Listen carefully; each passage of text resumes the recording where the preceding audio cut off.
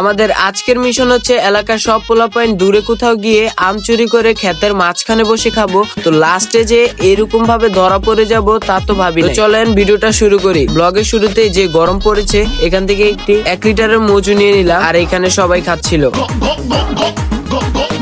মজুর আর কি রিভিউ দেবো, আপনারা তো হয়তো বা খাইছেনি। তো আমরা চলে যাচ্ছি আমাদের গন্তব্য স্থানে। কয়েকদিন আগে একজন দেখে গিয়েছিল এখানে আম আছে। তো এই যে দেখেন পরিবেশটা কত বেশি সুন্দর, ক্ষেতের মাঝখান দিয়ে আমরা চলে যাচ্ছি। এসেই কিন্তু আমের উপরে হামলা, এক একজন এক একটা যে যেমনে পারতাছে, কিন্তু আমাদের আমের লিমিট ছিল মাত্র 10টা। আমরা সবাই মিলে মাত্র 10টা আম পেরেছিলাম, আর আমরা বাড়ি থেকেই কিন্তু মরিচের গুঁড়ো নিয়ে এসেছিলাম। এই দিক দিয়ে সবাই আম খেতে খেতে চলে যাচ্ছি ক্ষেতের মাঝখানে। তো সবাই ভিডিওটা এনজয় করতে থাকেন।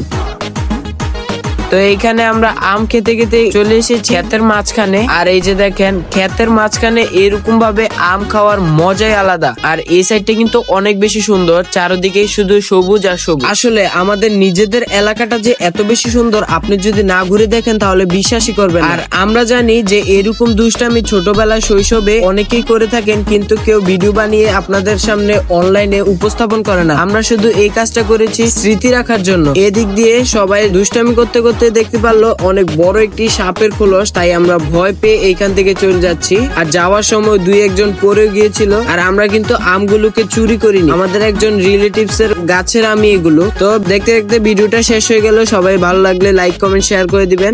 দেখা হচ্ছে নতুন কোনো ভিডিওতে। আল্লাহ হাফেজ।